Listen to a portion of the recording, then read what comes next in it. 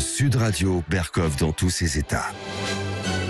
Nous sommes en guerre. Nous allons donc provoquer l'effondrement de l'économie russe. Ah, ça va me coûter combien? Nous vivons, et cela pas simplement depuis cet été, ces dernières années, la fin de ce qui pouvait apparaître comme une abondance. Nous sommes dans une guerre hybride. Bon, pour faire des économies d'énergie, il existe 3 gestes utiles. Numéro 1, je baisse. Numéro 2, j'éteins. Voilà, vous voyez ce que je veux dire. Et numéro 3, je décale. Je décale, je décale, je décale, je décale, je décale. Voilà, c'est les 3 gestes utiles. Je baisse, j'éteins, je décale.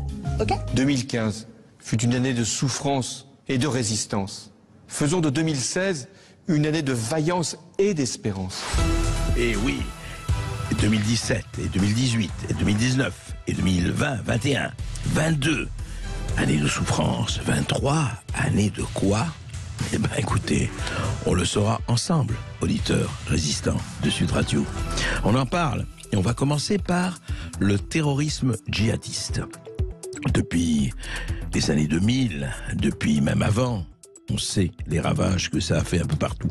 Mais c'est quoi le terrorisme djihadiste? Eh bien, Jacques Beau, on en parle avec lui. Vous voyez, en général, on parle avec lui de l'Ukraine, de la Russie, de ce qui se passe dans cette Europe de l'Est, si divisée, si écharpée, d'ailleurs, avec les conséquences mondiales. Mais là, on va reparler de ce terrorisme djihadiste. Qu'est-ce qu'il veut dire ? Comment le gère l'Occident? Bien, mal, on en parle avec lui.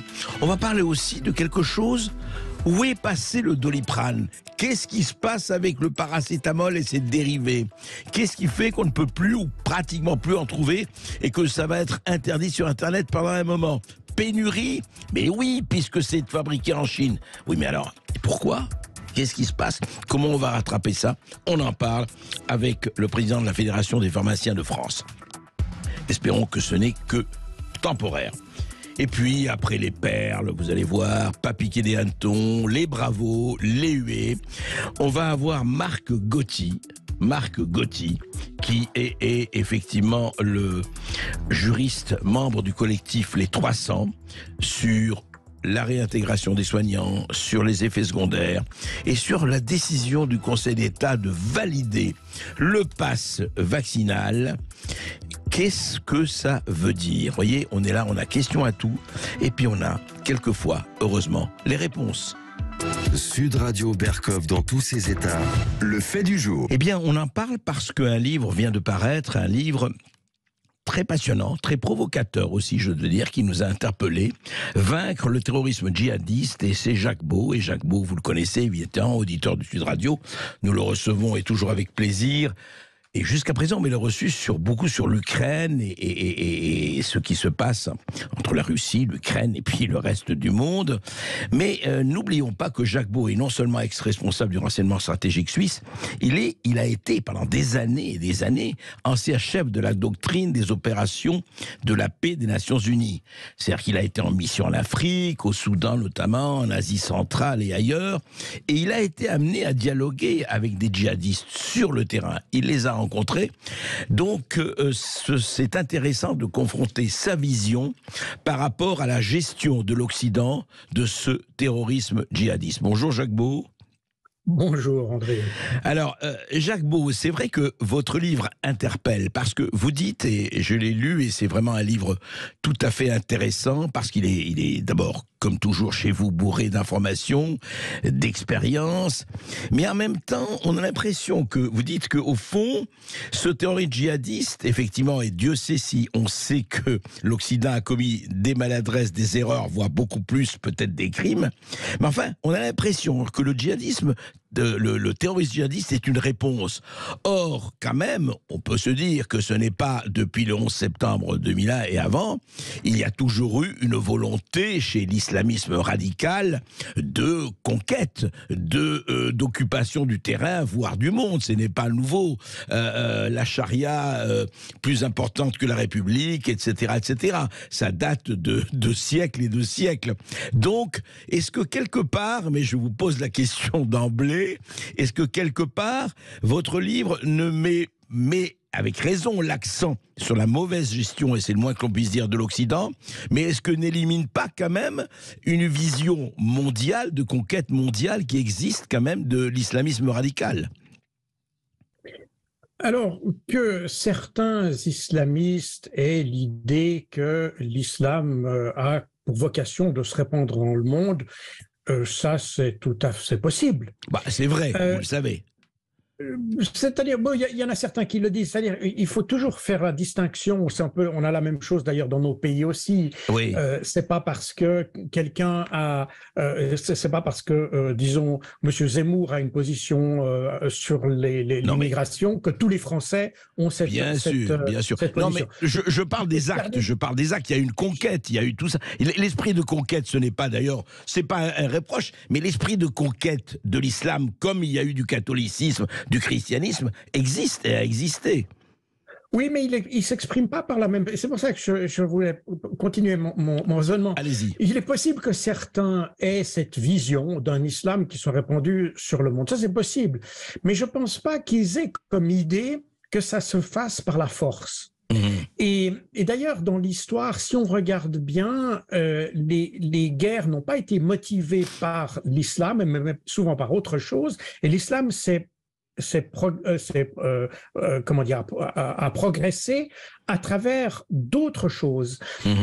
Donc, et je pense que c'est la même chose. Pourquoi, comment on pourrait imaginer que le terrorisme puisse faire progresser la cause islamique, par exemple en France ou ailleurs d'ailleurs? Ça n'a pas de sens. Par ailleurs, on voit que le terrorisme frappe la France, mais ne frappe pas la Suisse. Mais frappe la Belgique, par exemple. Oui, mais il frappe d'ailleurs, et c'est là qu'est le problème, c'est qu'il frappe tous les pays qui sont intervenus dans des pays du Moyen-Orient. Et non pas des... Donc et c'est là où il faut faire une distinction. Il est possible que l'islam veuille se développer. Ça, je parle de l'islamisme, hein, je vous rejoins sur la distinction entre islamisme et islam. Hein, tout à fait. Ouais. On est d'accord. On est d'accord tout à fait là-dessus. Ouais. Mais même les islamistes... Même ceux qui pensent, qui pourraient penser que le monde devrait être musulman, ces gens ne pensent pas que ça se fera. Et d'ailleurs, on ne voit pas comment ça pourrait se faire à travers la violence. Parce qu'au contraire, la violence tend à polariser les positions et à consolider les positions opposées, d'ailleurs. C'est exactement, d'ailleurs, ce qu'on a constaté avec le terrorisme en Europe. En revanche, ce qui se passe, c'est que nous faisons des actions qui sont, elles, violentes, qui n'ont pas des motivations religieuses, pas toujours, même si George Bush avait dit que, en fait, les opérations en Afghanistan et en Irak avaient des vocations religieuses. D'ailleurs, c'est nous qui l'avons plus dit que les islamistes. Les islamistes, eux, ont dit vous voulez nous attaquer, nous, on vous répond par le terrorisme. Et le terrorisme, avec une fonction très claire, il ne s'agit pas d'imposer quelque chose, mais il s'agit En fait, ils nous ont pris au jeu de la démocratie. Ils ont dit, vous êtes démocrate, donc ça veut dire que vous, population, vous pouvez avoir un effet de levier sur vos gouvernements. Donc, utiliser les armes de la démocratie pour la détruire. Exactement. Ouais. C'est pas pour les détruire, parce que je ne pense pas que le but de l'islamisme, ou même enfin, ni de l'islam ni de l'islamisme d'ailleurs, ne soit à détruire la démocratie. Quand j'étais au Soudan, en 2006, à l'époque où les caricatures venaient d'être publiées au Danemark et les caricatures de Mahomet, Les caricatures de Mahomet, exactement. Et nous avions, j'étais en mission des Nations Unies, et nous avons été menacés par les islamistes, des menaces très explicites d'ailleurs, parce que nous avions des officiers danois. Et le représentant spécial du secrétaire général des Nations Unies, qui était mon supérieur, m'a demandé de régler cette question, et j'ai pris contact avec des islamistes, des extrémistes, donc des frères musulmans au Soudan. Et j'ai eu une discussion avec eux sur la question de ces caricatures. Et c'est très intéressant. Ces gars, d'abord, n'étaient pas du tout des hystériques, c'est des gens extrêmement posés, extrêmement calmes, et ils m'ont dit, vous savez, on sait que vous avez la démocratie chez vous, on sait que vous pouvez publier ce que vous voulez, on sait que vous avez... Tout ça, on le sait. Et c'est pas le problème. Le problème, il nous a dit, c'est pas que vous publiez des caricatures, c'est que quand vous voyez que ça nous fait mal, vous ne soyez pas capable de le reconnaître. Voilà. Et donc, ça, c'est ce qu'il m'a dit textuellement. Donc, je n'invente strictement rien. C'est un islamiste lui-même qui me l'a dit. Donc, il avait très bien intégré le principe que nous avions des moyens, des capacités, de la liberté d'expression, etc. Mais il disait par ailleurs, le fait d'avoir la liberté d'expression ne nous exonère pas du fait d'avoir du respect pour les autres. Et quand on regarde d'ailleurs ce qui s'est passé à la même époque au Danemark et en Norvège, au Danemark, lorsque les autorités islamiques se sont plaintes de la publication de ces caricatures, le Premier ministre a dit « on n'entre pas en matière, circuler, il n'y a rien à voir », et les manifestations ont augmenté. Alors qu'en Norvège, ce qui s'est passé a été totalement différent. Les autorités musulmanes ou islamiques se sont plaintes auprès du gouvernement. Le gouvernement a dit, écoutez, on est désolé de ce qui se passe. On déconseille de le faire, mais c'est notre liberté et ça restera publié. Et il n'y a pas eu de manifestation. Les gens ont dit, et les églises d'ailleurs protestantes norvégiennes ont écrit d'ailleurs une lettre pour s'excuser. Non pas d'avoir publié, mais que ça fasse du mal. Et donc, ce que m'a dit cet islamiste au Soudan était parfaitement en ligne avec les faits qui s'étaient passés dans ces pays. Donc je crois que c'est un peu ça le problème. Oui, alors justement, non, mais vous posez le problème, mais effectivement, il dit d'accord, oui, ok, chez vous on peut publier, nous ça nous fait mal. Mais c'est là où est exactement le problème, Jacques Beau. C'est que n'oubliez pas que le caricaturiste Gilles Posten a été obligé de se réfugier parce que quelqu'un est venu dans sa maison l'attaquer à la hache. C'est-à-dire, on a essayé de le tuer. Et je ne vous fais pas la liste des morts. Voilà. Il ne s'agit pas ici d'excuser tous les actes de violence, c'est pas du tout le problème ici. C'est pas du tout ce que je veux dire. Et toute la violence qui s'exerce, quelle qu'elle soit d'ailleurs, doit être sanctionnée. Mais dans l'appréhension du problème, il nous faut avoir plus de recul.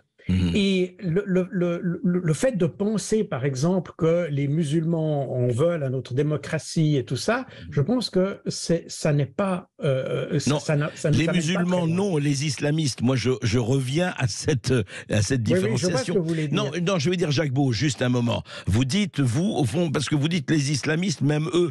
Or, écoutez, je prends les textes et les actes Daesh, quand même, l'État islamique. Ok, c'est fait en réaction à ce qui s'est passé avec l'Occident, et on va en parler de cela.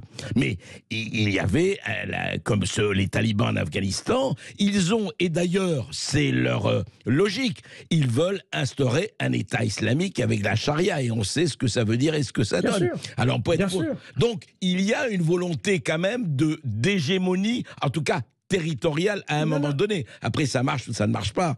Oui, mais alors là, il faut voir le problème. Il faut de nouveau, l'État islamique, mais c'est la même chose avec les talibans, ils ont voulu instaurer un État islamique chez eux. Oui. Bon, alors ils l'instaurent chez eux.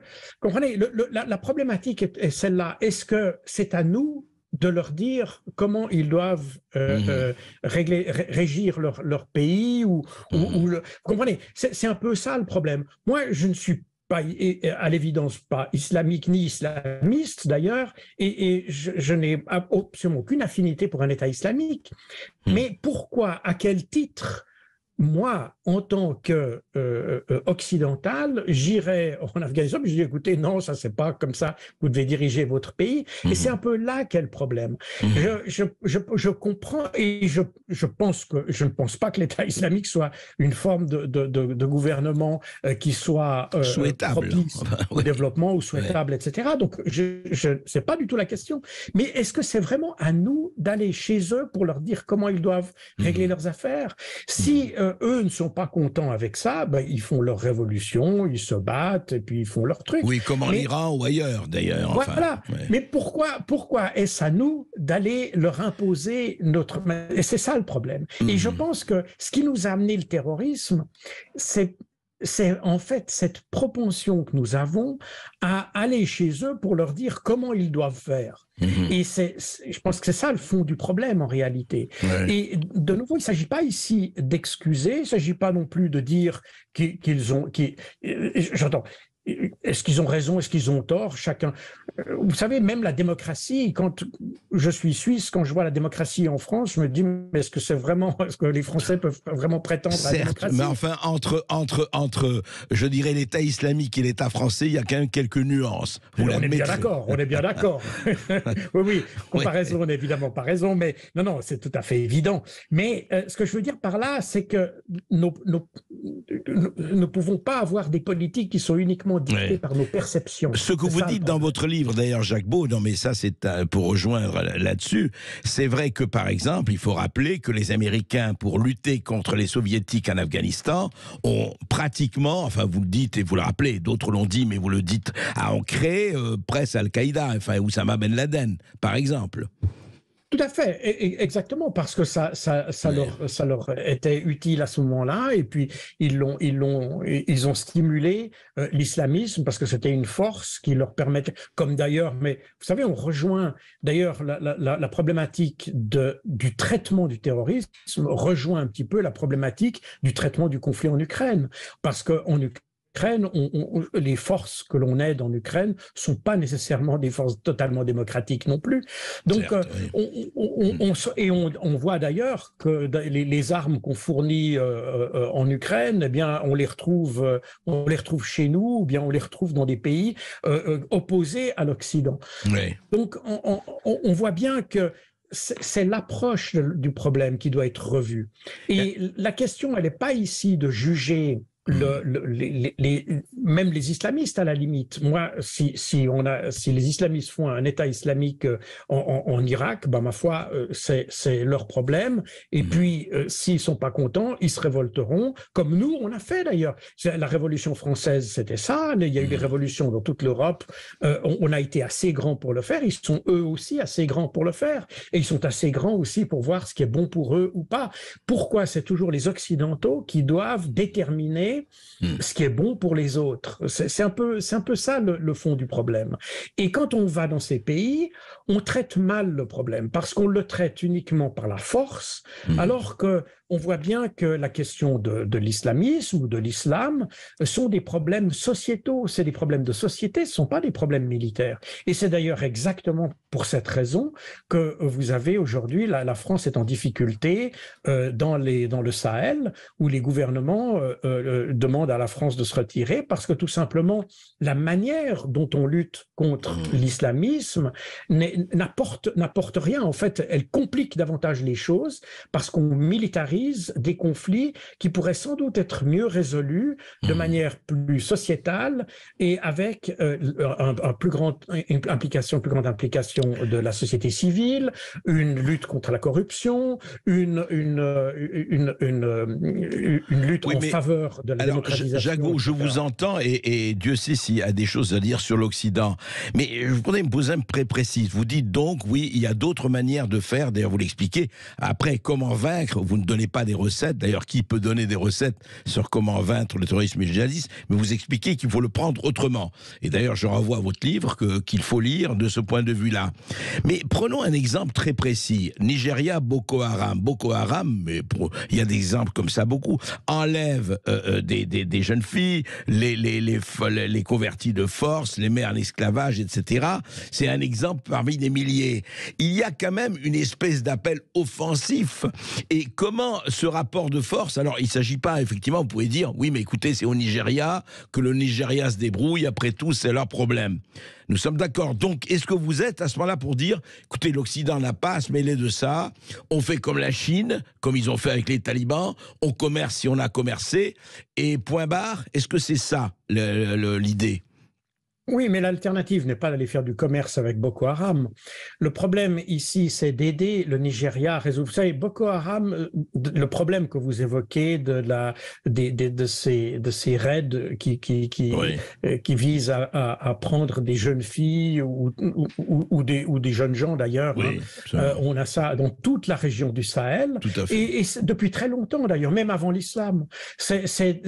Aujourd'hui, on le place et ça fait aussi partie un petit peu de notre narratif de placer ça sous le drapeau de l'islam, mais en réalité, sont des relations, des problèmes tribaux qu'on a depuis des centaines, peut-être même des millénaires, qui se répercutent et qui prennent d'ailleurs des formes ou des drapeaux différents d'ailleurs. Hein. Alors ça veut dire, on fait quoi, Jacques Beau? En fait, ce que vous dites... Il faut aider les pays... Oui. Il faut aider les pays concernés, ça c'est le Niger, enfin c'est tous ces pays, Nigeria, etc., à régler avoir des mécanismes de résolution des conflits intertribaux.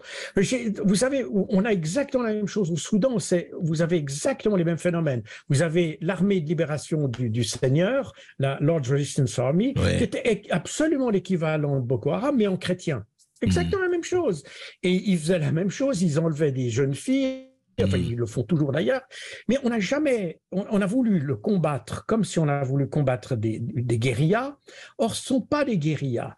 Et c'est des systèmes qui s'appuient sur des relations tribales et il faut revenir à l'origine de ce que sont ces conflits et les traiter avec les moyens compatibles. Vous comprenez, on fait des guerre, on se donne un petit peu, on a un petit peu l'envie, c'est la même chose que vous avez eu d'ailleurs avec Barkhane, vous avez tout d'un coup les Estoniens qui viennent pour faire de la lutte contre l'islamisme au Niger ou au Mali. On vous rend bien compte que les Estoniens n'ont aucune idée, ils n'ont aucun intérêt, ils n'ont aucun lien, ils n'ont aucune compréhension, etc. Voilà. Et c'est exact, ça symbolise très bien la manière dont nous luttons contre ces phénomènes qui existent, qui doivent être combattus de manière beaucoup plus subtile et pas nécessairement avec des gens et des snipers et des forces spéciales.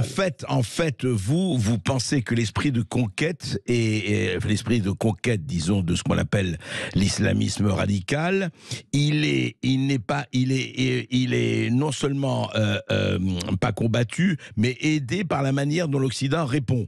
Parce qu'il y a quand même quelque chose d'offensif. Mais vous niez ce côté offensif.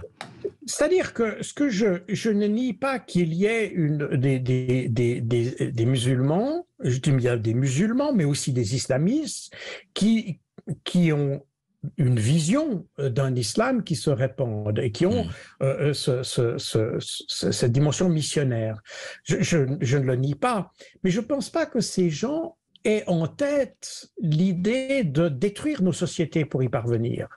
Et d'ailleurs, quand on voit l'islamisation de la France ou de l'Allemagne, par exemple, on constate que ces pays se sont islamisés, je crois que la France doit être le plus grand pays musulman d'Europe d'ailleurs, ça ne s'est pas fait par la volonté des musulmans eux-mêmes, mais par notre volonté. C'est des politiques d'immigration qui sont extrêmement maladroites et qui font que quand les gens viennent, eh bien, on les prend pas en charge réellement et ça crée des banlieues, ça crée ce qu'on appelle des zones de non-droit, etc. Tout simplement parce qu'on fait venir des gens dont on n'a pas les moyens de s'occuper. On n'a pas les moyens aussi de les faire venir, c'est aussi ça. Oui, c'est ça, mais non, mais il y a tout ça. Effectivement, vous voyez bien qu'on a un ensemble de facteurs qui font qu'on crée les conditions pour que tout ça se développe en quelque chose qui ne nous plaît pas nécessairement. Alors après, en France, c'est assez typique que les gens qu'on a fait venir, dont on ne s'est pas occupé, qui ont fait que gonfler les rangs des chômeurs, eh bien, ils se sont lancés dans des marchés parallèles, dans et se réfugient, absolument, etc., etc. Et donc, on finit par avoir une espèce d'amalgame et on finit par voir là-dedans la main d'un islam qui voudrait à tout prix détruire nos sociétés. Je ne pense pas du tout que ce soit comme ça, et je pense que si on avait été plus restrictif, d'ailleurs on voit maintenant en Suède, ils ont fait... Si on avait été plus restrictif, on aurait été autrement. Exactement. Jacques Beau, je renvoie à votre livre, effectivement, il faut le lire, ne fût-ce que pour en discuter, Vaincre le terrorisme djihadiste aux éditions Max Milo. C'est un vrai débat, nous y reviendrons d'ailleurs et nous en reparlerons. Merci en tout cas de vos éclaircissements. Merci à vous. Merci. Tout de suite, dans le face-à-face, André Berkoff reçoit Margotti, juriste, membre du collectif Les 300. Vous nous appelez au 0826 300 300 pour participer à la discussion. À tout de suite sur Sud Radio. Ici Sud Radio. Les Français Français parlent au français. Les carottes sont cuites. Les carottes sont cuites. Sud Radio Berkov dans tous ses états. Où est passé le paracétamol? Que devient le Doliprane? Qu'est-ce qui se passe? On en parle tout de suite avec Philippe Bessé. Sud Radio André Berkov. Berkov dans tous ses états, ça balance pas mal sur Sud Radio. Pas encore justement les nouveaux médicaments dont on parle beaucoup aujourd'hui. Alors, problème de paracétamol en France. Incroyable, paracétamol, Doliprane. Rappelez que depuis 2 ans et demi, on dit si vous vous sentez pas bien, restez chez vous, prenez du Doliprane, et si ça va pas bien, appelez le 15. Mais alors, si on ne peut même plus prendre du Doliprane, qu'est-ce qui se passe? Alors, évidemment, on en parle, et on en parle avec Philippe Bessé, président de la Fédération des pharmaciens de France. Bonjour Philippe Bessé. Bonjour André, bonjour à tous. Bonjour, merci d'être avec nous. Alors, 80% de la matière première des médicaments que nous consommons sont produits en Chine ou en Inde, ça on le savait déjà.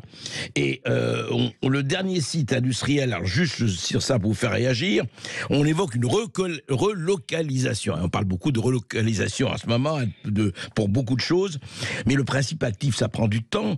Le dernier site industriel français à le faire a cessé son activité en 2008, c'est-à-dire il y a 14 ans, plus de 14 ans.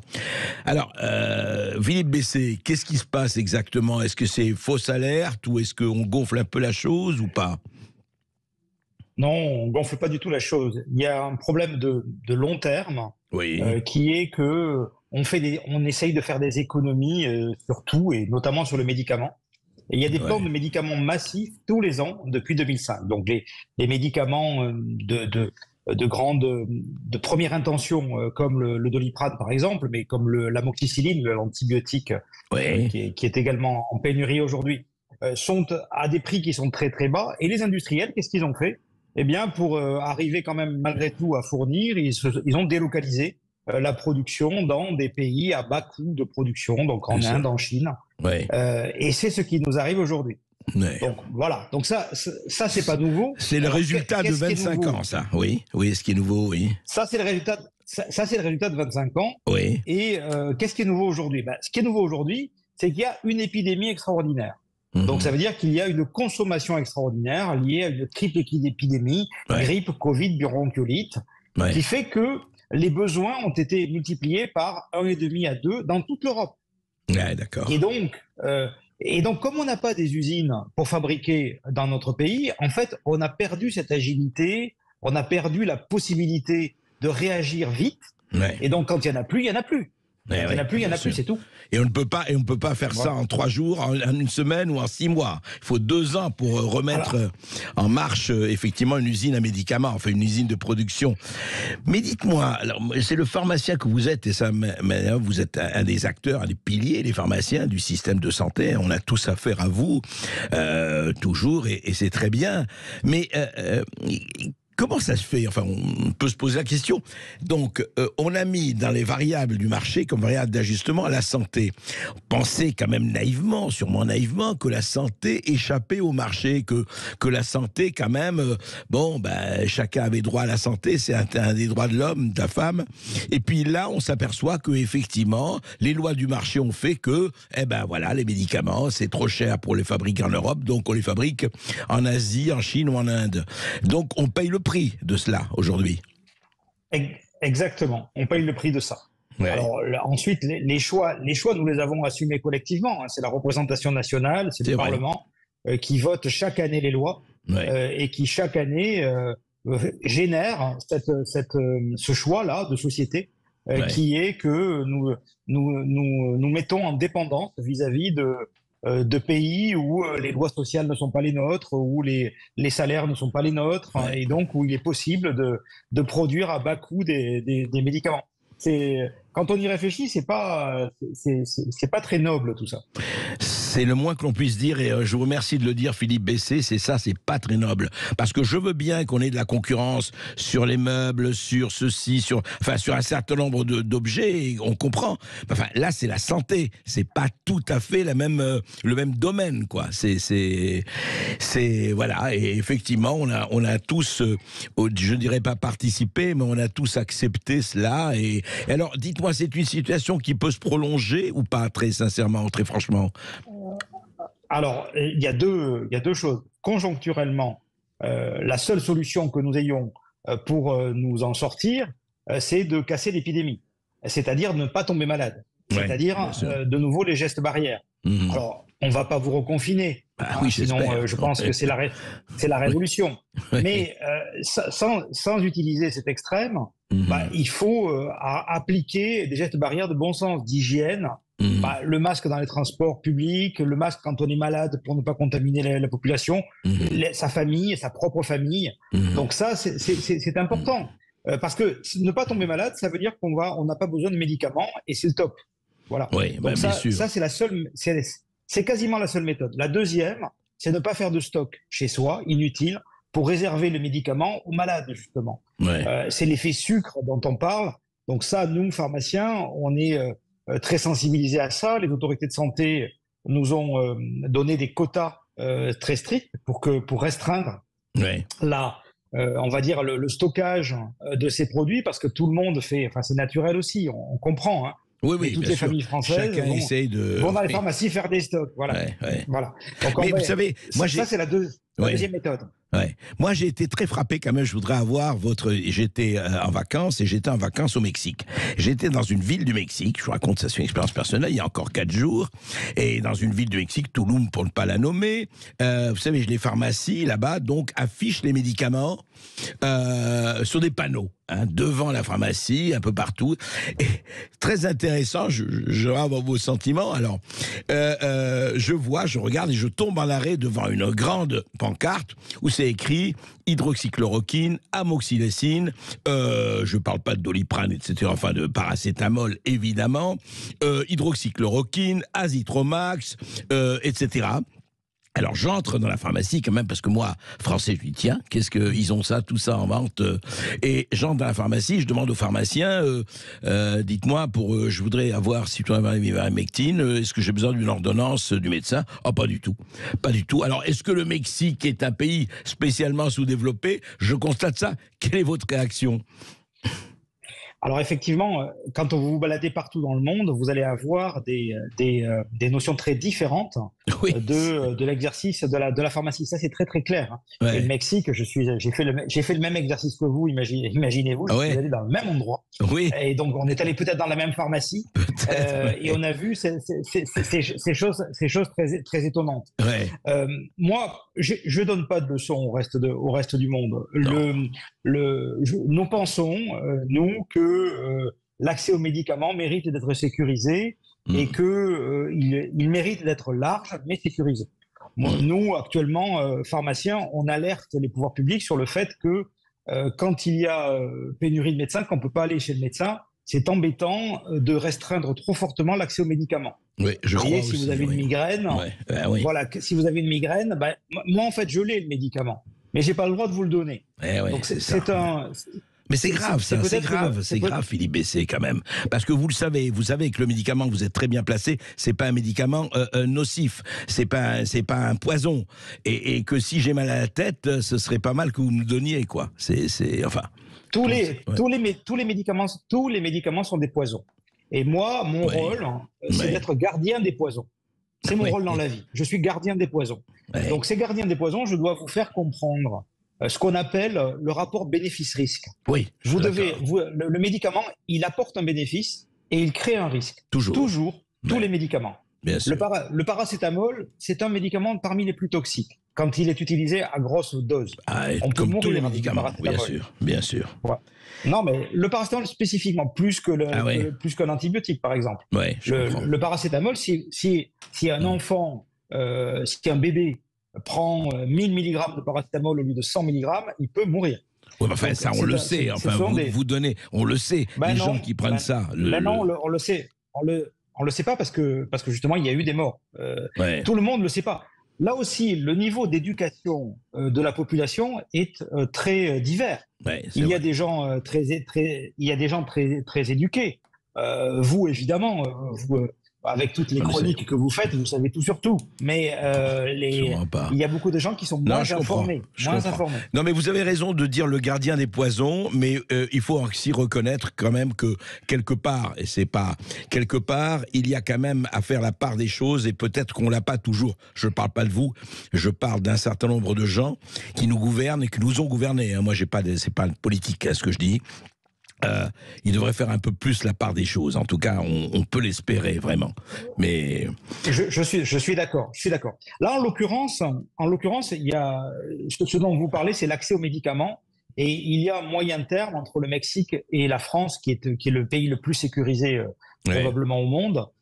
Et peut-être que là-dessus, il faut peut-être un peu desserrer le verrou. Je peux partager ça. Ce serait une bonne chose. En revanche, c'est pas notre sujet. Notre sujet, c'est que on n'en a pas assez pour les malades actuellement. Et donc ça, c'est plus embêtant. S'il y avait un accès, par exemple, là actuellement, on a supprimé l'accès par Internet au paracétamol, parce que l'accès par Internet, il était fait pour faire des stocks. Ne nous cachons pas derrière notre petit doigt. Si vous avez mal à la tête, vous descendez à la pharmacie d'en bas. Il y a des pharmacies partout sur le territoire. Vous allez pas attendre 48 heures d'avoir par la poste que le médicament arrive. En tout cas, pas de stock. Pas de stock, c'est clair. Mais enfin, essayons vraiment, quand on pense qu'il y a 25 ans, on s'est dit, allez, on va suivre les lois du marché, et puis les médicaments, ça coûte trop cher de les faire, donc on va le faire ailleurs. Les résultats, on l'a, comme quoi, à un moment donné, tout se paye. Merci Philippe Bessé. Merci, à bientôt. À bientôt. Au revoir. Et tout de suite, le face-à-face d'André Berkoff du jeudi 5 janvier avec Marc Gotti, juriste, membre du collectif Les 300. À tout de suite sur Sud Radio. Dans tous ses états, le face-à-face. Le face-à-face d'André Berkoff du jeudi 5 janvier avec Marc Gotti, juriste, membre du collectif Les 300. Bonjour Marc Gotti. Bonjour à vous tous, merci de me recevoir à nouveau. Alors Marc Gotti, effectivement, une décision du Conseil d'État par un arrêt du 29 décembre 2022, donc il y a quelques jours. Le Conseil d'État rejette les recours contre l'obligation vaccinale contre la Covid-19 et le pass sanitaire, puisque effectivement il y a eu énormément de requérants qui ont dit mais écoutez, le pass sanitaire c'est déjà fini, l'obligation vaccinale aussi. Eh bien pas du tout, dit le Conseil d'État. Voilà, c'est validé. Et alors, je sais que ça allait vous faire réagir. Marc Gotti, vous êtes juriste, vous êtes membre des 300 qui veulent leur réintégration, notamment, effectivement, des soignants, dont vaccinés, etc. Mais je voudrais qu'on aille un peu plus loin. C'est vrai que où est-ce qu'on en est exactement actuellement en France et d'ailleurs un peu dans le monde? Enfin, on a l'impression qu'il y a des combats, un peu d'arrière-garde ou pas, je ne sais pas, dites-nous. Ouais. Bon, la situation globale au niveau planétaire est juste, pour moi et pour beaucoup d'autres, juridiquement un peu de la folie, pour dire les mots tels qu'on les pense. Parce que les obligations légales de vaccination ont été faites sur des produits qui sont toujours en essai clinique, d'une part. Donc en expérimentation. En expérimentation, voilà. Donc ça, c'est nié par personne, sauf, si ma mémoire est bonne, par Olivier Véran lui-même, qui avait dit que les premières données de la phase 3 étaient disponibles et que, sous-entendu, les essais cliniques s'étaient terminés et circulaient, il n'y avait rien à voir. Bien sûr, ceci n'existait pas, sauf dans son cerveau à lui fertile. Non, les essais cliniques se poursuivent bien, les dates ne sont pas encore arrivées à échéance. Et c'était fin 2023 pour Pfizer, je crois. Ouais, c'est ça. Alors, c'était mai 2023 et en fonction du rapport d'études, ça peut aller jusqu'à décembre 2023 pour Pfizer, qui est effectivement celui qui est le plus proposé, on va dire, à la vaccination, si on peut utiliser le mot proposé. Mais la situation réellement appelle énormément d'observations de notre part. Donc je vous propose aujourd'hui d'en voir quelques-unes, parce que je peux vous assurer que nous sommes nombreux parmi les juristes, les avocats, les professeurs, les docteurs en droit à nous arracher les cheveux. Littéralement, on s'arrache les cheveux, carrément, parce que jamais on n'aurait cru cela possible. Jamais on n'aurait cru cela possible. Alors justement, la décision qui a été rendue par le Conseil d'État il y a quelques jours, en gros, balaye d'un revers de main tout ce qui était argument des différents requérants. C'est pas une surprise. C'est pas une surprise parce qu'en fait, depuis le début de cette histoire, le Conseil d'État nous habitue à ce genre de revers de main. Là où c'est beaucoup plus, on va dire, inquiétant, et on y reviendra un petit peu plus tard dans l'émission, c'est vraiment les concepts qui se cachent derrière tout ça, à savoir, sommes-nous dans un réel état de droit, on va dire très vertueux, dans une belle démocratie propre. On en reparlera en deuxième partie de l'émission, parce que c'est très lié, le juridique, à la science politique. Et là, dans un premier temps, ce que je peux vous proposer déjà, c'est de voir, on avait déjà un petit peu abordé le sujet ensemble la fois dernière, début décembre, le caractère un petit peu justement expérimental de ces produits. Donc les essais cliniques ne sont pas arrivés à échéance pour les fabricants de vaccins, certes. Nous avons en droit énormément de textes qui nous disent que tant que ces essais ne sont pas terminés, ce sont toujours effectivement des produits expérimentaux. Bon, d'accord. Les gens viennent nous dire ensuite, oui, mais attendez, nous avons eu des autorisations de mise sur le marché conditionnelles qui ont été délivrées pour injecter ça à la population. Certes, nous répondons certes. Sauf que la seule chose qui retire un caractère expérimental à des médicaments, à des produits, c'est la fin des essais cliniques, et pas autre chose. Et d'ailleurs, vous avez une directive européenne, qui est la 2001, je l'avais déjà cité, /20/CE, donc de l'Union européenne, qui indique bien, alors certes dans le cadre des essais cliniques, mais qui indique bien que même les produits ayant reçu des autorisations de mise sur le marché, conditionnels, sont considérés toujours comme des médicaments expérimentaux. Donc ça, c'est écrit noir sur blanc, il n'y a pas de quiproquo possible. Et cette directive est en vigueur, et elle sera en vigueur jusqu'au 31 janvier 2025, avec un règlement européen qui est censé prendre sa place, qui est rentré en vigueur aussi, là dernièrement, pour le 31 janvier 2022, si ma mémoire est bonne, ou à un mois près. Donc ce qui se passe, c'est que même si vous considérez que l'on reste dans le cadre d'essais cliniques, vous savez, encadré avec des laboratoires, etc., avec tout un tas de formulaires, de protocoles à suivre, c'est quand même étrange que pour les essais cliniques, on vous dise bien qu'un médicament qui a une autorisation de mise sur le marché reste expérimental, alors qu'en population générale derrière, où les gens se prennent le même produit dans le bras, on leur dit que non, là c'est plus un médicament expérimental, et donc du coup, il n'y a pas de protection qui vous est accordée. Et la protection dont je parle, c'est le consentement. Lorsque vous êtes participant à un essai clinique, il faut votre consentement. On l'a, le consentement. Les gens sont allés, on les a pas emmenés revolver dans les reins pour aller se faire vacciner. Alors, si vous parlez de la population générale, ça se discute, puisque vous avez déjà une obligation, vous savez, légale de vaccination pour les soignants, les pompiers, les militaires. Ça, c'est un des aspects très importants du problème. Hein. C'est une partie de la population. Ça. Oui, mais sauf que l'autre partie, qu'est-ce qui s'est passé, André ? Vous vous souvenez bien ? Passe sanitaire et ensuite passe vaccinal. Ce qui correspond en fait à une coercition sournoise pour forcer les gens à aller se faire injecter un produit. Et lorsqu'on entendait à la télévision, sur les plateaux grand public, que certains souhaitaient même que les non-vaccinés n'aient plus accès aux magasins alimentaires, ça commençait sérieusement à ressembler à certaines périodes sombres de l'histoire. Heureusement qu'ils n'ont pas été jusqu'à là. Non, pas été jusque-là. Mais si on reste sur l'obligation, André, si on reste vraiment sur l'obligation légale de vaccination pour une partie de la population. Pour une partie de la population, oui. Voilà, sachant que dans le monde entier, il y a pas mal de pays qui ont fait ça. Parfois, c'était pas en fonction de votre profession. C'était la Nouvelle-Zélande, l'Australie, ils sont allés beaucoup plus loin que nous. Et voilà, tout à fait. À partir de 18 ans, d'autres pays ont même fait que les enfants entre 5 et 12 ans. Je crois que d'ailleurs, de mémoire, c'est le Costa Rica. Enfin, il y a vraiment eu des choses très variées qui ont été faites. Sauf que nous, en Union européenne, on sait très bien reconnaître un produit expérimental, que ce soit dans le droit de l'Union ou dans le droit français. Lorsque vous avez des directives européennes comme celle que je vous ai citée, qui certes, dans un premier temps, s'appliquent aux essais cliniques purs, en fait, on ne peut pas considérer qu'elles ne s'appliqueraient pas à la population générale. Pourquoi ? Parce que ça reviendrait à conférer moins de protection à la population, qui est soumise à une obligation de vaccination et où donc on ne demande pas le consentement, alors que les participants à essais cliniques, eux, seraient protégés. Oui, je comprends. Et là, on parlait de ces populations soumises à l'obligation vaccinale. Oui, bien sûr. Alors que quand vous regardez les traités internationaux, et là je parle au-dessus même de l'Union européenne, par exemple je pense au pacte international relatif aux droits civils et politiques dans son article 7, qui ne fait pas d'ailleurs de distinction entre participants à essais cliniques ou pas participants à essais cliniques, qui vise en fait tout le genre humain, aussi bien la lettre des traités que l'esprit des traités, qui est un système de protection des droits de l'homme, de la dignité de la personne humaine, ce genre de choses. Si vous considérez que la directive que je viens de vous citer tout à l'heure, par exemple dans l'Union européenne, ne protège que les participants aux essais cliniques, vous avez un problème de rupture de logique fondamentale, puisque en fait l'esprit des traités est violé. Ceux qui sont protégés, c'est l'espèce humaine, c'est le genre humain, il n'y a aucun doute quand vous lisez par exemple ce pacte. Et quand vous regardez la Convention Oviedo qui traite de biomédecine, de bioéthique, certes, vous avez des articles, par exemple, je pense de tête à celui qui est à l'article 16, qui pourrait éventuellement, effectivement, cibler des gens particulièrement dans les essais cliniques. Mais encore une fois, si vous donnez moins de protection à des participants qu'à une population général derrière qui se prend encore une fois le même produit dans le bras, vous êtes en rupture de logique juridique. C'est pas possible en fait. C'est pas possible. Vous voulez dire qu'il y a une illégalité de fait dans cette histoire? Ouais, et pas uniquement de fait. En fait, vous avez même au niveau des juristes, on a un problème, si vous voulez, ce n'est plus en cohérence avec le but, avec la finalité des textes et des esprits des textes. Le problème, il est là. Quand les gens ont fait les pactes internationaux à l'ONU et ailleurs, ce qu'ils voulaient, c'était pas uniquement protéger bien évidemment les participants aux essais cliniques. Ils voulaient protéger tout le genre humain. Pourquoi? Parce que tous ces textes ont été faits après la Seconde Guerre mondiale, quand les nazis ont fait des expériences particulièrement sauvages et cruelles sur le genre humain.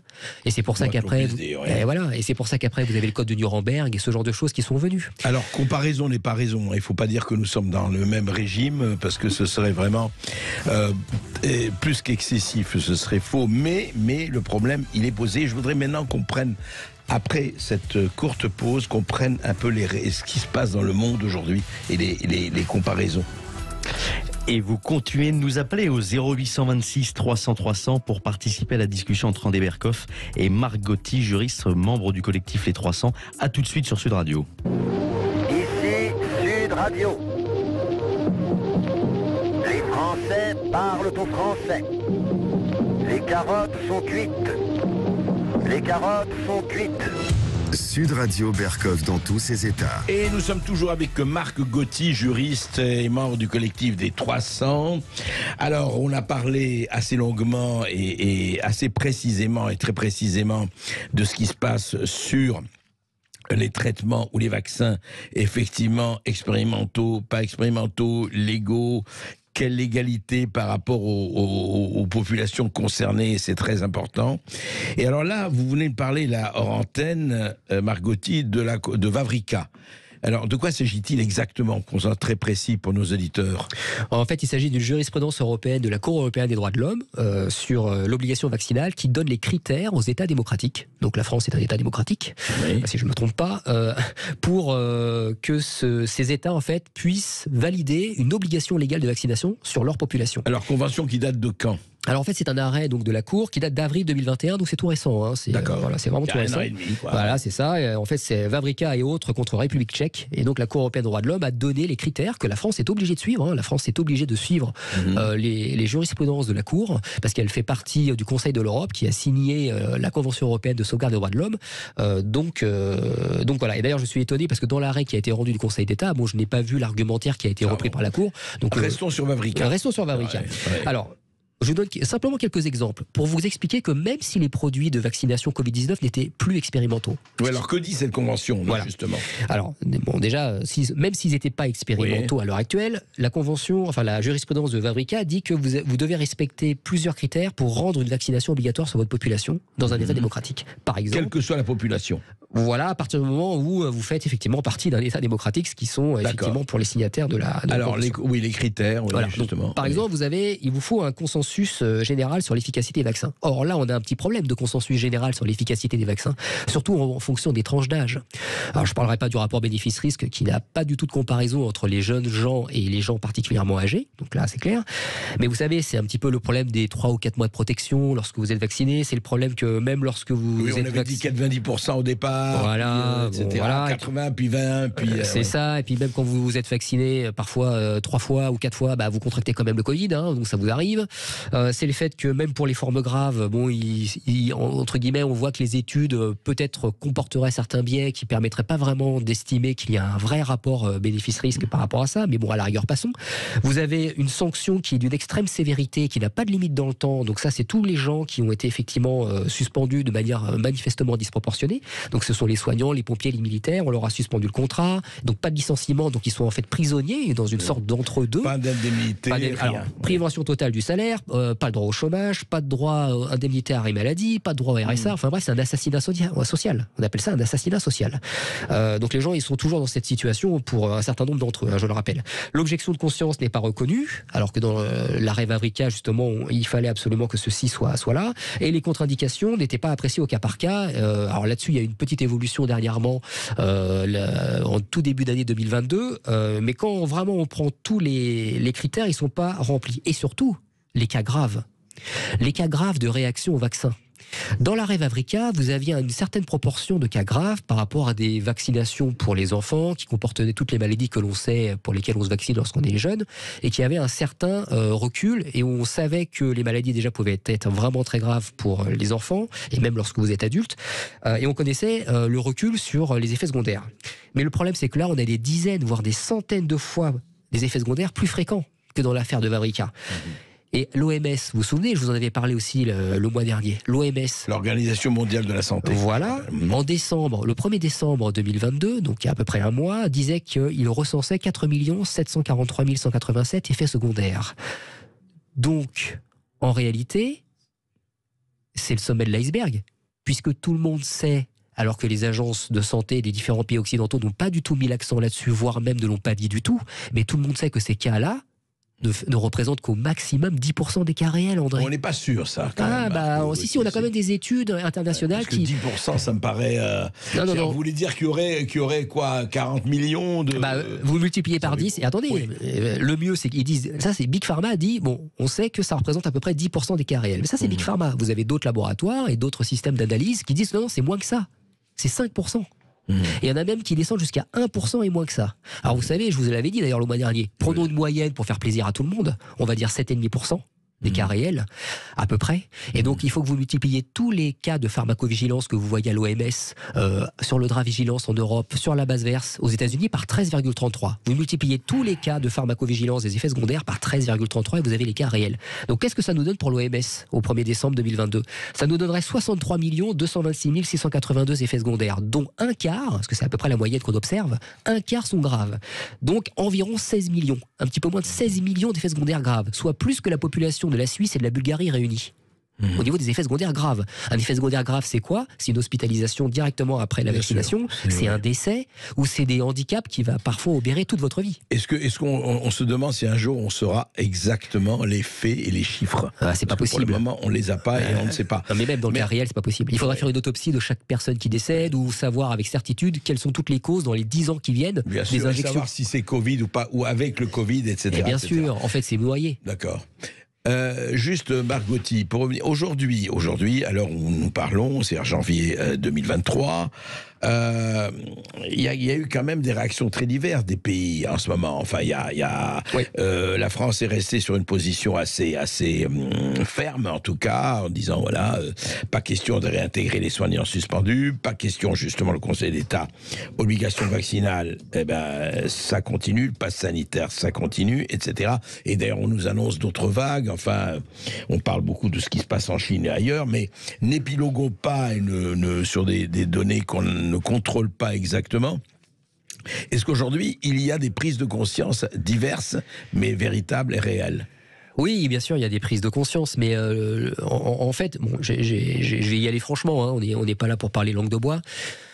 Le problème qu'il y a réellement derrière tout ça, même au niveau planétaire, vous comprenez bien qu'avec ce que je vous ai dit tout à l'heure sur, par exemple, le caractère expérimental des produits, parce qu'ils n'ont pas fini les essais cliniques, etc., on ne va pas revenir là-dessus, mais ce qui sous-tend tout ça, vous avez un problème de responsabilité pénale derrière, de responsabilité très grave pour les politiques. Donc c'est les politiques, là, dont vous voulez parler. À partir du moment où les traités internationaux vous disent que vous n'avez pas le droit de forcer les gens à s'injecter dans votre corps des produits expérimentaux parce que ça viole les droits de l'homme, vous tombez dans une configuration possible, et là je vous le donne en mille, de crimes contre l'humanité. Donc tous les pays qui ont proposé par les exécutifs de faire des obligations légales de vaccination sur les produits expérimentaux peuvent théoriquement être sujets à ça, que ce soit par la Cour pénale internationale ou que ce soit par les cours de justice nationale. Et je vais même vous dire mieux, le pouvoir législatif, tous ceux qui ont voté oui pour ce genre de loi, si jamais un juge, un magistrat dans les hautes sphères de la magistrature, que ce soit en France ou à la Cour européenne des droits de l'homme ou à la Cour de justice de l'Union européenne ou aux cours de justice de l'ONU, si jamais vous aviez des juges qui acceptaient le caractère expérimental des produits, automatiquement, ce qui en découlerait, c'est la violation des traités. Et automatiquement, ce qui en découlerait par équation mathématique, c'est le crime contre l'humanité possible. Vous allez jusque-là. On va jusque-là, parce que là, je suis en train de vous sortir de la théorie juridique. Bien sûr que ça n'arrivera pas. Il y a plein de gens peut-être qui nous écoutent, qui pourraient espérer, peut-être dans des désirs cachés et secrets, que ça arrive, parce qu'ils ont été eux-mêmes victimes de ces injections, parce que certains membres de leur famille sont décédés ou autres. J'en sais rien, tous les cas de figure existent. Ou d'autres peuvent aussi trouver, disons-le, même parmi les auditeurs, en disant qu'on exagère, qu'ils ont été vaccinés et que tout va bien pour eux. Alors, et ils diraient, vous exagérez, vous allez crime contre l'humanité, vous allez beaucoup trop loin. Il faut aussi aussi de dire ça. Oui, alors justement, moi je suis ici pas parce que j'adore Macron ou parce que je le hais au dernier degré possible. Je suis ici pas parce que je suis un anti-vax ou un pro-vax, Covid-19, je précise. Pas du tout. Moi je suis ici en tant que juriste qui vous donne une analyse juridique éventuellement possible par rapport au texte qui existe. Et par rapport à ce que je sais de mon diplôme d'État et de l'expérience professionnelle que j'ai eue, notamment en cabinet d'avocat pendant une douzaine d'années. Donc là, ce que je suis en train de vous dire, c'est pas simplement de la fantaisie. Là où je vous dis que c'est de la fantaisie, c'est que vous pourriez miser beaucoup à ce que ça arrive.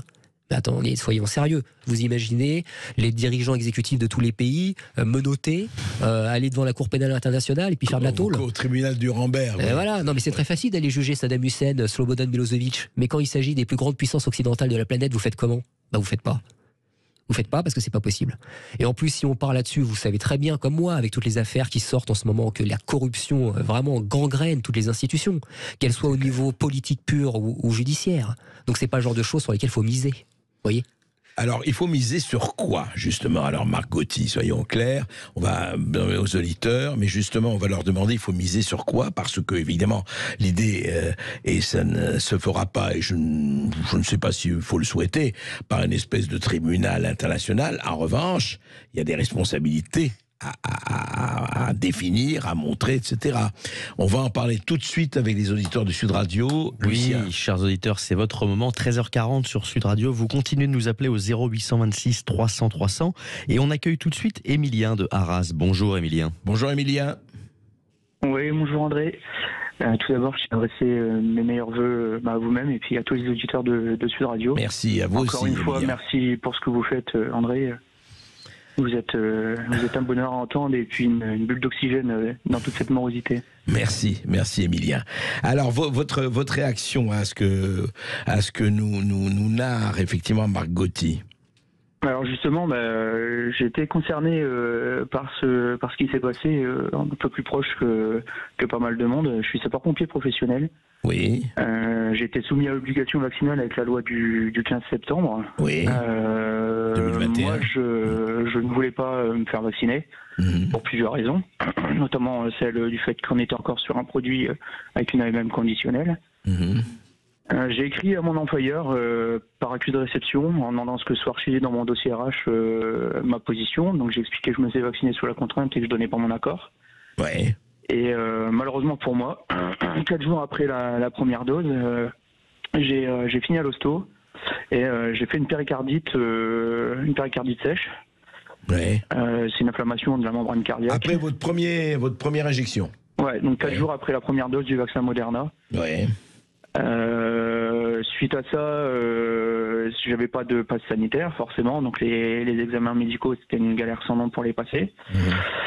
Mon dossier est passé en commission dans un CHU, pardon. J'ai eu le droit à un certificat de contre-indication pour effets secondaires graves. Oui. Ce qui m'a permis de garder mon emploi, sinon j'étais suspendu. Ouais. Suite à ça, j'ai commencé à passer plusieurs examens, j'ai commencé à monter des dossiers administratifs, et quand j'ai été orienté vers l'ONIAM, parce que c'est la seule solution pour nous malheureusement actuellement. L'ONIAM, rappelez l'ONIAM. Alors l'ONIAM, ouais, c'est l'organisme qui s'occupe des accidents médicaux. Ah oui, c'est ça, oui d'accord, bien sûr. Quand j'ai commencé à monter mon dossier, j'ai demandé des justificatifs. Et quand j'ai commencé à demander donc le certificat par contre de déclaration d'effets secondaires à la pharmacovigilance, mon employeur m'avait assuré que la déclaration avait été faite. Et en fait, il n'y avait pas de déclaration qui avait été faite. D'accord. J'ai fait intervenir mon syndicat parce que je suis syndiqué. J'ai réussi à avoir un certificat comme quoi la déclaration pharmacovigilance a été faite 7 mois après les premiers effets. Malheureusement pour moi, ça s'arrange pas du tout. Dans l'année, j'ai fait un œdème et là, je suis en arrêt de travail. J'ai fait une deuxième crise de péricardite aiguë en novembre. Tout ça après, tout ça après une injection. En fait, vous avez fait une injection. J'en ai fait qu'une. J'ai un certificat de contre-indication à vie. Heureusement que vous n'avez pas fait les 3. Hein. Oui, heureusement. Ah, mais jamais de la vie, jamais de la vie. Et celui qui ira proposer ça pour les enfants, il n'est pas né de celui qui ira mettre ça dans le droit de mes enfants, quoi. Moi, j'estime que je me suis fait sincèrement empoisonner. Et aujourd'hui, en fait, on est dans un flou parce que personne n'est responsable de rien. Oui, c'est ça. Le labo n'est pas responsable. L'État dit que lui, il a fait ce qu'il faut pour protéger. L'employeur, lui, n'a fait qu'appliquer la loi, quoi. Alors, merci Émilien, merci de votre témoignage. C'est très. Et là, vous êtes en arrêt de travail encore. Enfin, vous êtes encore. Alors, je suis en arrêt de travail. Et malheureusement pour moi, je suis en train de passer d'autres examens parce que là, le corps médical se demande si j'aurais pas déclenché une maladie auto-immune. Donc, le temps d'avoir les examens, je suis convoqué à l'hôpital pour un bilan en médecine interne. Margotti, mais Émilien, merci Émilien. Margotti, je m'adresse au juriste. Émilien a prononcé une phrase qui me paraît à la fois terrible et centrale. Personne n'est responsable. Ouais, non mais tout à fait. C'est ça, hein, on revient à personne n'est responsable. Non mais dès le départ, ils ont voulu faire ça. Quand ils ont négocié les contrats avec l'Union européenne, les fabricants de vaccins ont dit oh là là, attendez, on veut bien faire ça vite, mais zéro responsabilité. Hein.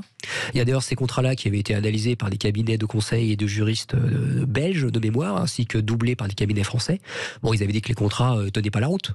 Juridiquement, ça tenait pas la route. Vous pouviez pas avoir tous les avantages et aucun inconvénient. Le beurre et l'argent. Voilà. Du beurre, donc ensuite, il y avait des systèmes, si vous voulez, d'attaque quand même pour rendre les laboratoires tout de même responsables malgré ce qui avait été écrit dans le contrat. Par exemple, je pense à la législation sur les produits défectueux, parce que voilà, ça c'est un angle d'attaque et un angle d'approche tout à fait possible. Mais si vous voulez, tous les gens qui ont des effets secondaires, notamment graves, sont dans une situation où vraiment ils ont été entre guillemets dociles, où ils ont fait ce qu'on leur a demandé. Et une fois qu'il y a un énorme problème, qui leur tombe sur la tête, on leur dit rien.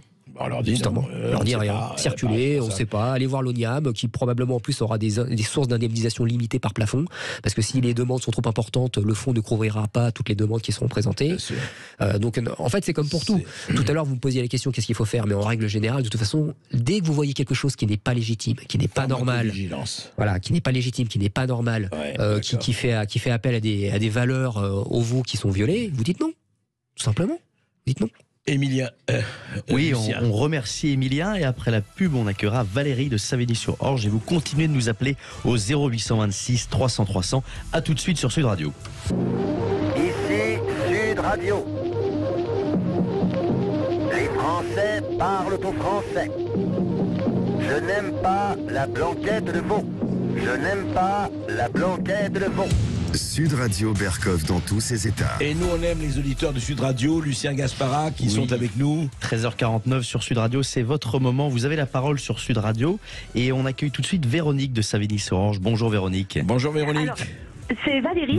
C'est pas grave. Autant pour moi, Valérie. Bonjour. Alors bonjour et un immense merci à Monsieur Berkov qui fait vraiment le vrai job de journaliste et pas, qui a l'audace d'inviter ceux qui sont un petit peu bannis. Merci. Et merci à Monsieur Gotti pour ce collectif qui malgré tout donne espoir à tous ceux qui ont des soignants autour d'eux qui se sont fait vacciner contraints et forcés.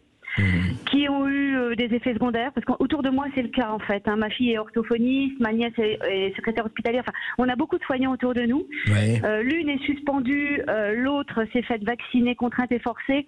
Et j'aimerais savoir, même nous, au niveau du préjudice moral qu'on a vécu dans le fait où, par exemple, on n'a pas pu assister ou on ne pouvait pas assister au mariage de proches parce que nous n'étions pas vaccinés. J'aimerais savoir. Parce qu'on a l'impression en fait qu'on ne peut rien faire. Attendez, vous n'étiez pas, juste Valérie, oui. ça m'intéresse ça.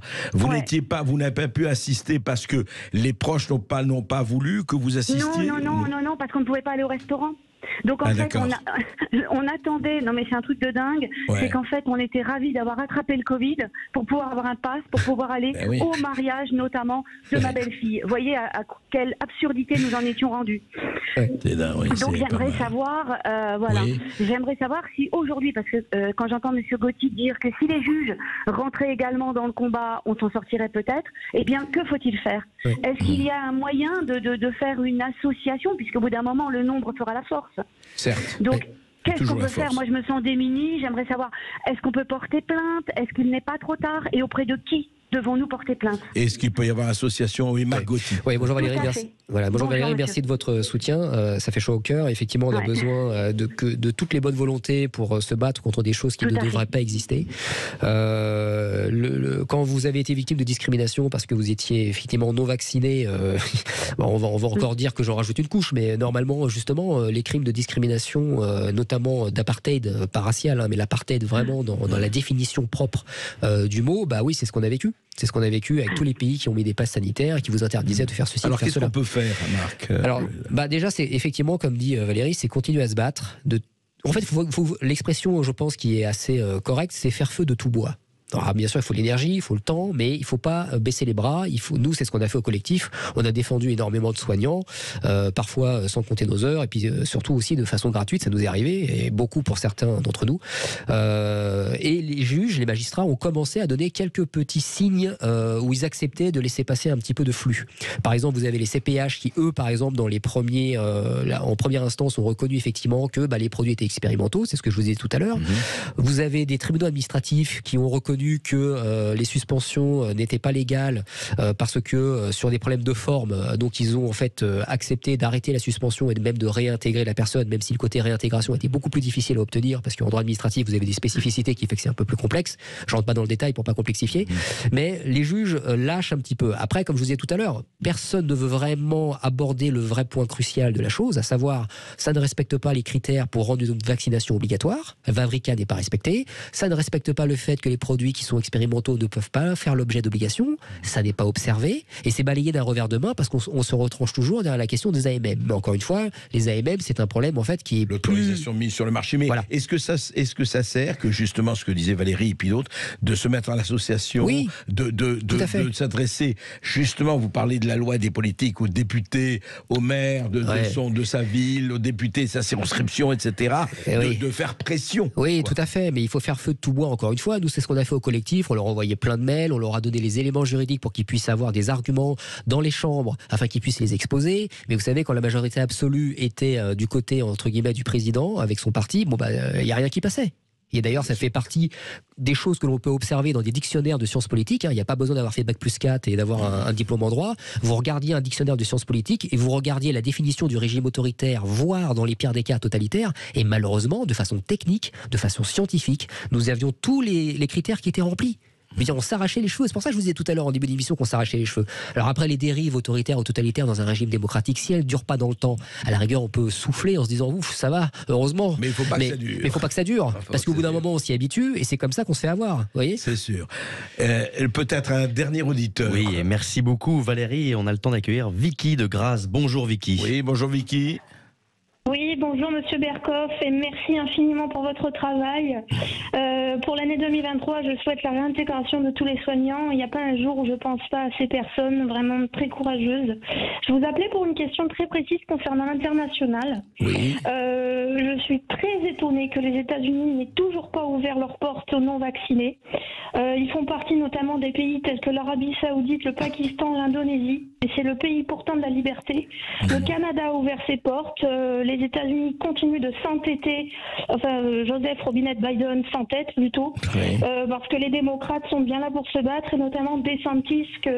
Voilà, j'espère vraiment que les démocrates, les républicains continueront de se battre. Parce que c'est vraiment difficile à vivre quand on est amoureux de la culture américaine, de ne pas y mettre un pied quand on n'est pas vacciné. Voilà. Oui, Marc. Deux mots qui répondent plus ou moins directement à ce que cette auditrice vient de préciser. Le premier, c'est qu'au niveau européen, aux États-Unis, au Canada, les études ont été faites au niveau statistique avec les données officielles des États en question. Donc l'État français, officiel, attention, pas conspirationniste et pas complotiste, comme on aime bien appeler certains. Non, les données officielles. Ici, vous avez reçu, je crois, un certain statisticien qui s'appelle Monsieur Pierre Chaillot, qui a sorti un livre, ou qui va le sortir là, le courant du mois de janvier, qui explique avec les données officielles de l'État français qu'il n'y a pas eu d'hécatombe. Le rapport officiel de l'Agence technique de l'information sur l'hospitalisation, qui dépend du ministère de la Santé, a dit que les hospitalisations Covid, toutes causes confondues, c'est 2,3% en 2020 et 2,6% en 2021. Moins que la grippe. Oui, et puis, si vous voulez, c'est qu'une chose, mais quand vous envoyez les caméras de télévision pour voir que certains services hospitaliers sont saturés, c'est parce qu'on sait très bien où envoyer les caméras de télévision. On sait très bien quels services sont saturés tous les hivers avec des pics grippaux. Vous voyez ? Et pareil pour le réseau Sentinelle. Oui, mais alors comment ça se fait, c'est vrai, que l'Amérique interdit encore les non-vaccinés ? Alors, ça c'est pareil. Aux États-Unis, ils ont les chiffres. Ils savent bien qu'en fait, il n'y a pas d'hécatombe. Alors, je ne dis pas qu'il n'y a pas de mort. Attention, qu'on ne me fasse pas dire ce que je n'ai pas dit. Mais c'est un petit peu comme la grippe. Vous avez des populations particulièrement à risque qui meurent. Avec, en fait, aussi, quand un nouveau virus arrive, vous avez un effet moisson. Je crois que c'est l'effet harvesting de mémoire. En fait, et en plus, en 2020, ça a été le cas, à savoir que les années précédentes, il n'y avait pas eu beaucoup de mortalité chez les personnes très âgées. Donc, quand il y a un nouveau nouveau virus qui arrive un peu méchant, effectivement, vous avez d'un seul coup une vague qui tombe. Et les personnes qui étaient à risque, on les connaît depuis quasiment 2020 déjà, depuis quasiment tout de suite. C'est les personnes âgées, plus de 75 ans surtout, ou à cause de comorbidité. D'accord ? Mais toutes les autres personnes, faut pas déconner, c'est pas Ebola ou c'est pas la peste. C'est le Covid-19. Vous savez, l'INED, en 2020, a dit combien de gens étaient morts du Covid en France ?